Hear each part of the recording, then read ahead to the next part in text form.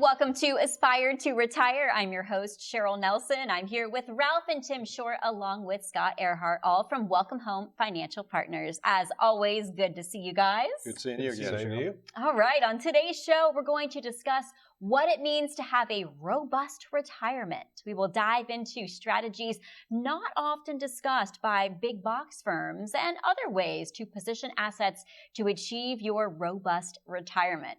I like the sounds of that, but guys, what does it mean and how can we achieve it?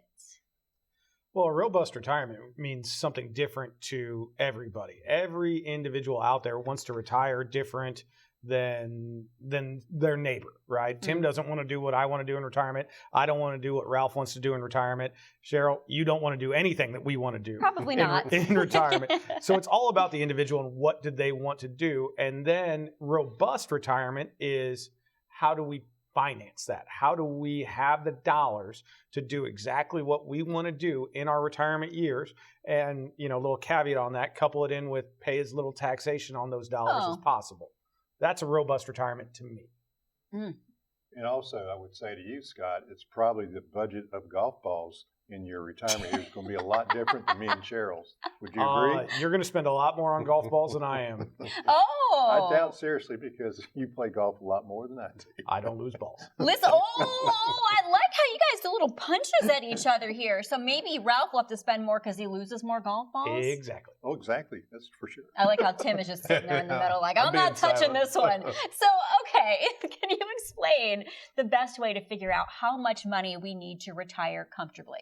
You have to figure out how much money you want for your golf equipment and your vacations or whatever else you want to do when you retire. But like you said, it's different for each person and things change year to year. Yeah, the biggest thing is you got to take a look at your budget, right? A lot of people, as they're getting close to retirement or even in retirement, some folks don't even know what they're spending per month on anything, right? So you got to take a look at your numbers. Let's see what the income looks like. Let's see what the expenses look like. And then the assets that you've saved, because that's what's going to fund your lifestyle. And when people retire, they more than likely don't want to change their lifestyle. If anything, it might be more of an expensive lifestyle, because now they have the freedom to come and go as they please, right? So we've really got to hone in on your numbers. We got to sit down, take a look, see what you've done so far, and then how do you use those tools in order to create that robust retirement. How could we help them hone in on their numbers? Well, that's a very good question. I'm taking over my role here. Look at you. You've got to focus in on what you currently doing and what you've already done, right? So we've got the accumulation dollars that are going to be in your 401ks, employer sponsor plans, whatever the case is.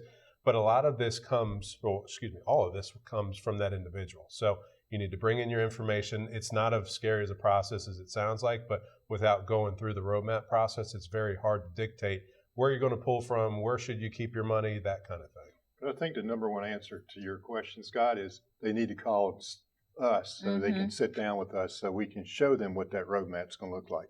Because most people's never done anything like this, Cheryl. No. They don't understand what their retirement's going to look like. And that's what the roadmap will do. It'll allow you to visualize what your retirement will look like. It's good to put it down on paper, because you're right, a lot of people don't have a budget. They don't know what they're spending every month. They just kind of spend, put it on the credit card, don't even think about it. So when it comes to retirement planning, they're probably going, I don't know where to start. I just kind of wing it. And you probably shouldn't wing it as you go into retirement. And I know you guys say diversify your income. And how do different retirement accounts work? Like 401k, for example, IRAs, in simple terms.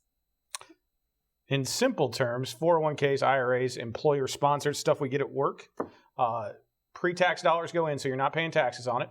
It grows completely tax-deferred, and then when you take it out, you pay all due income taxation on that.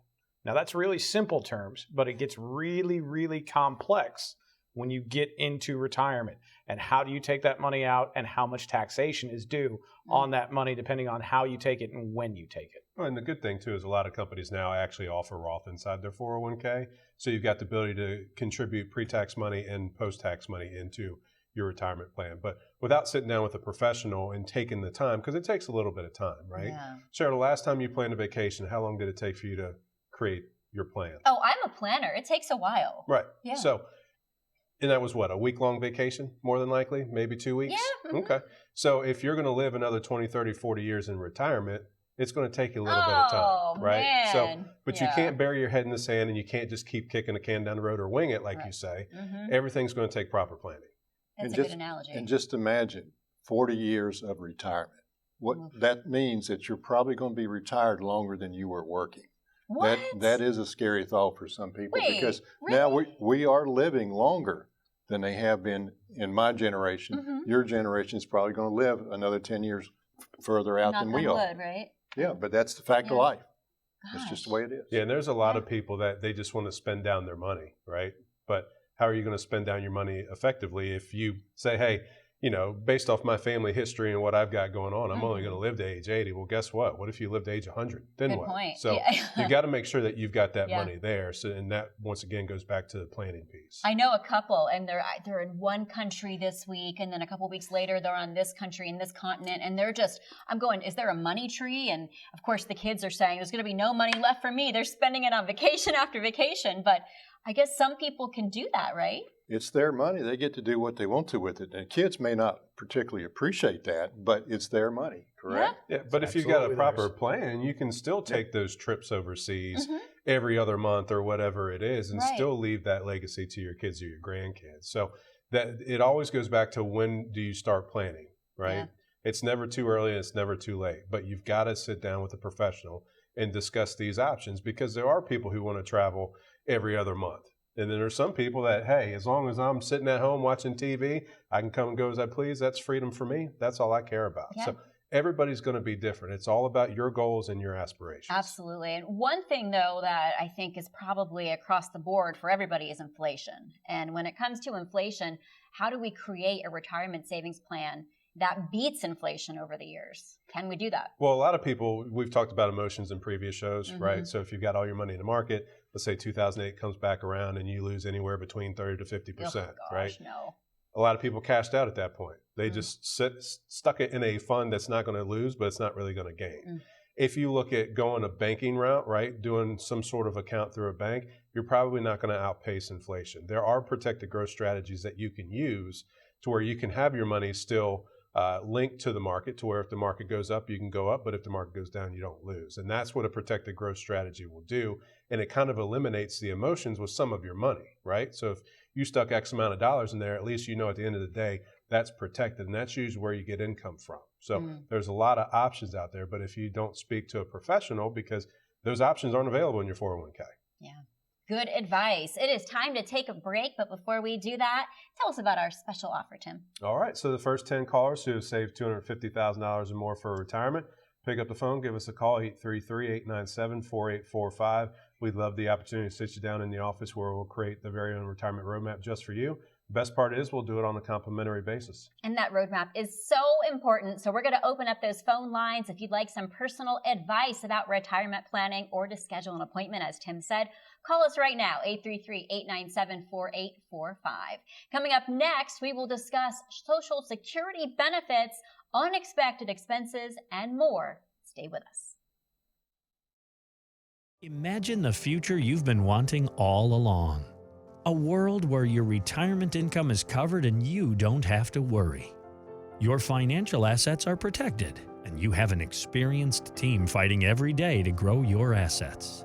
Imagine a company creating tax strategies and legacy plans to make sure your loved ones are protected no matter what happens.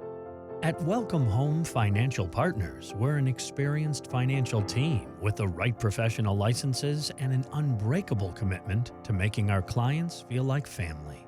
Here you'll find determined, friendly faces in a world filled with obstacles and problems. We help plan your retirement income to ensure you won't run out of money in retirement. We build in protection to make sure your assets are covered on all sides. We focus on growing your wealth to combat inflation and rising cost of living.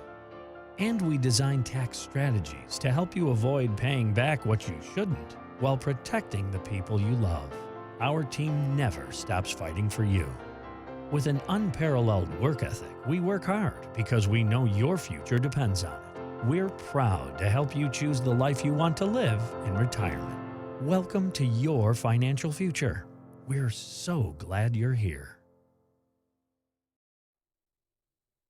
Welcome back to Aspire to Retire. We're talking all things retirement. And one thing that people think about is Social Security. Will it be there when we retire? So let's dive into that. Guys, can you explain how Social Security benefits work and when we should start taking them? And hopefully they'll be there when we all retire. Right, and that's a big question. That's a tall ask because Social Security benefits will work different for different people. Right. It depends on what strategy you decide to use. In my opinion, it's best to try to maximize Social Security as much as possible, no matter what benefit you go to. But that's a big question right now is how long is Social Security going to be around in the capacity that it is today? So everybody sitting at home, if you're thinking that Social Security is going to be a big piece of your retirement, you can't rely on certain things. It's still good to have it, but we don't know what the future is going to hold for Social Security. But when we meet with folks in our office to discuss the retirement roadmap, this is one big piece of it is what's the best strategy, right? So Social Security, there's a lot of strategies to use, but without knowing your information, it's going to be hard to discuss. And one thing I'd say to anybody that has questions about Social Security is it's a really personal question. Just because your neighbor or your sibling or somebody else, this was the right time for them, that doesn't mean it's the right time for you. You need to sit down with a financial professional that has tools available that can help you understand what Social Security is going to look like for you and when it's best for you to take it as an individual. As I always tell people, it depends. There's no right or wrong answer to that question. It depends on you and your situation. Let's suppose that you plan on getting it at age 70, but at age 65, you got a health issue. Oh. And all of a sudden they say that you may not be here for another 5 years. You might think about taking it. So my answer to that is it depends on the situation. It depends on you. Now, if you take it younger, does that mean you get less money? It'll be a lower benefit, but that's the whole thing is there's ways to maximize your Social Security strategies. Okay. And that's one of the things we talk about in the retirement roadmap. Okay. Yeah, everybody's different. Every situation is different. And something else we have to think about too, we have that disaster kit for disasters, right? We also need an emergency fund for retirement. So what's the importance of that?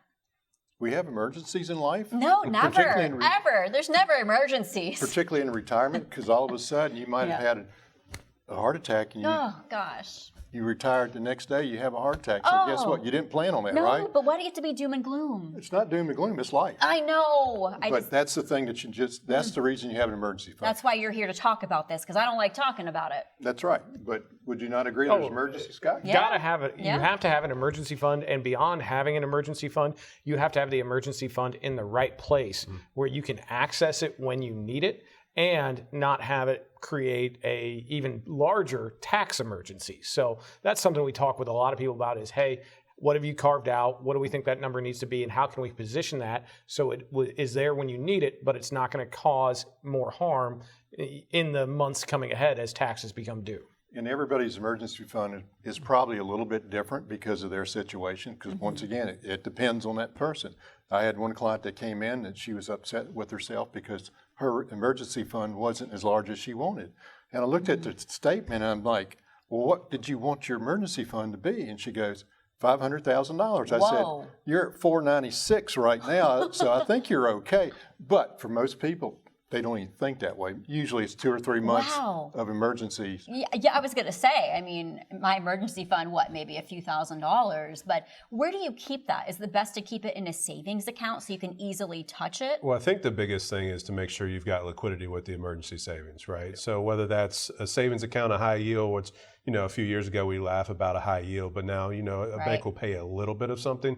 There are other avenues that you can use, but I think one of the things that we run into a lot, I'm working with somebody right now who's got $700,000 sitting in the savings account. Goodness. And I ask them, well, what's the need for this? And they're like, I don't know. I just kept on doing it and I just haven't changed anything. I haven't sat down with anybody before to talk about it. So it's like, can you imagine how much you could be missing out on just because you keep funneling all your money into your savings account? Because you're not making a lot of money on that because there's barely any interest in a savings account. So you'd want to put that, where would you tell her to put that money? It's going to depend on each individual. So when it comes down to emergency savings, no matter what vehicle you use, liquidity is the biggest key, right? And like Scott was talking about, if your emergency savings is an IRA, well, then you're going to have somebody else who's going to get a piece of that when you pull money out. So it's going to be based off each individual.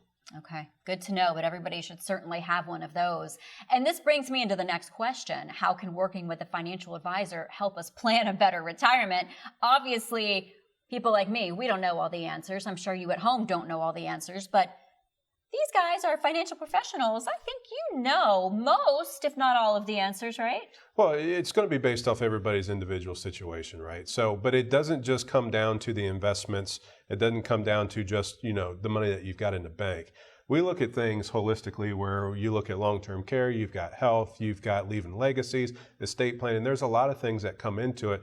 And most people, when they are doing retirement planning, is they're just funneling money into some sort of account, whether it's an employer account or it's something that they're doing on the outside, and they're just putting money into it. They just keep funneling money into it, and there's no real strategy to it other than I'm just trying to create this very large number that looks really nice on my statement, right? So that's what working with a professional can do. But that's an investment goal. That's not a financial plan. That's not a retirement plan. Would you agree, Scott, with that? Absolutely. I mean, there's nothing wrong, and I say it all the time, with a goal of accumulation.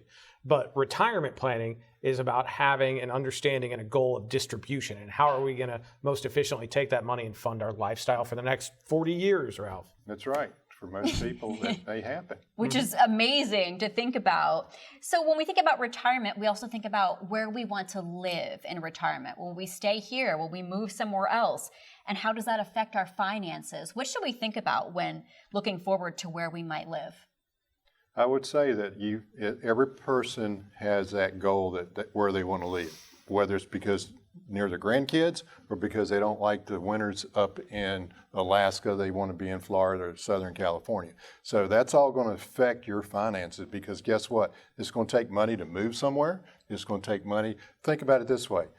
10 years ago, you could have bought a house here in Richmond, probably an average house per 200, 250. Oh, I know. There's no way that you can find that same house probably for under 600,000. I was going to say, it's probably double that. Would right. you agree, Scott? Yeah. Oh, I understand that really, really From well. a personal experience, Yes. right, Very Scott? personal experience. I Oh, greatly no. understand that. It's I mean, the times have changed, and if you are looking to relocate, change your center for your retirement, there are going to be some consequences to that. They could be good, but there's going to be some consequences. You're going to have better weather, but you might pay more taxes. You're going to have to spend more money to come home and see your grandchildren, see your friends, things like that. Things can get a little wonky. So definitely need to talk with a retirement professional to help you understand what those are going to be. Yeah. And how do you, by the way, look at your retirement to find out if you're on track? How do you know? Because I would look at that and go, no, it might be okay, but I have no idea. Well, that's the thing with this retirement roadmap we talk about a lot is making sure that you're on track. And if you're not on track, what are tips that you can use in order to make sure that you get your golden years that you want to do for so long? Yeah, well, I think this is a good time to pivot into the special offer because this is where you can find out if you're on track, right? All right. So first 10 callers who have saved $250,000 more for retirement, give us a call, 833-897-4845. We'd love to get you into the office where we will take a look at the retirement roadmap and tailor it just for you. The best part is we'll do it on a complimentary basis. All right, guys, keep those questions coming. Take advantage of our professionals and call for advice now or even schedule that consultation. Once again, that number is 833-897-4845. Coming up next, we will feature some of your burning questions. Stay right there. It was the longest running bull market in history. Everything was looking up. While inverted yield curves pointed to a recession, the market kept going. And then,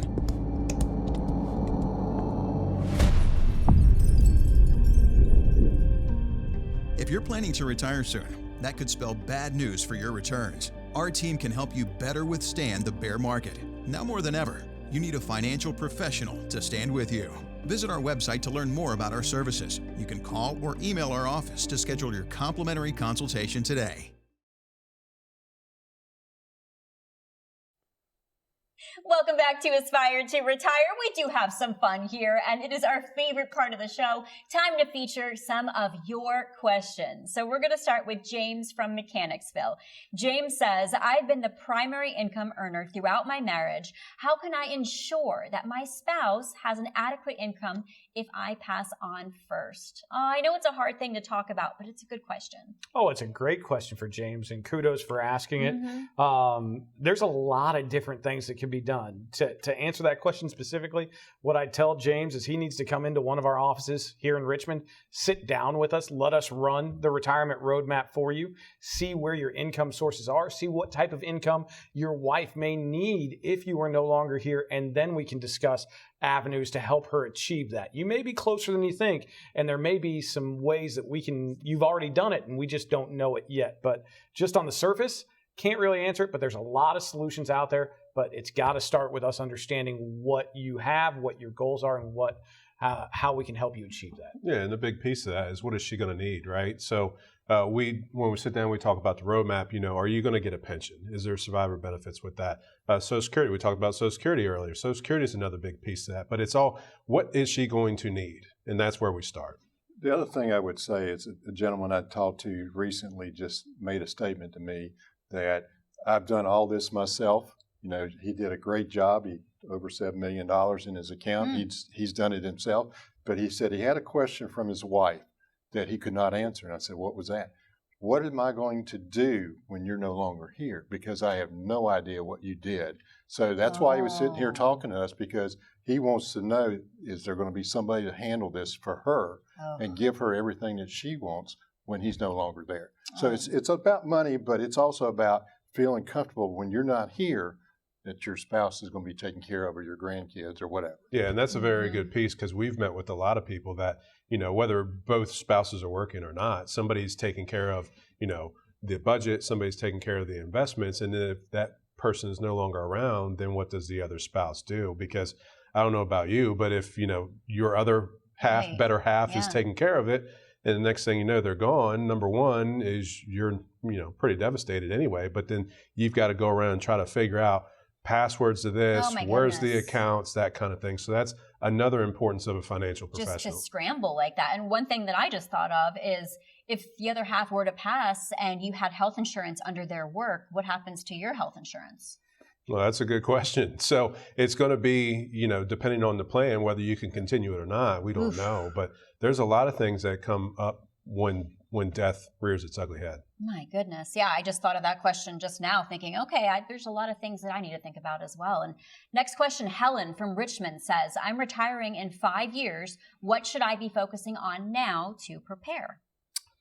Well, Helen, if you're retiring in 5 years, what I'd be focusing on would be your personal risk tolerance.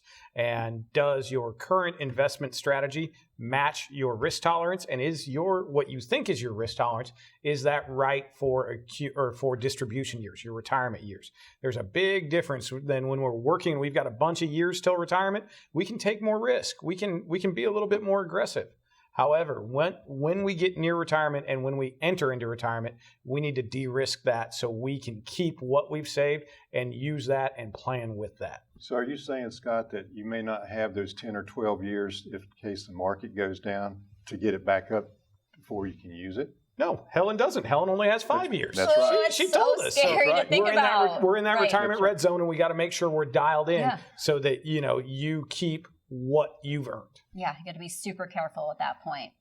Next question, Linda in Chesterfield says, I'm excited to hear about your Aspire to Retire podcast. Where can I find it?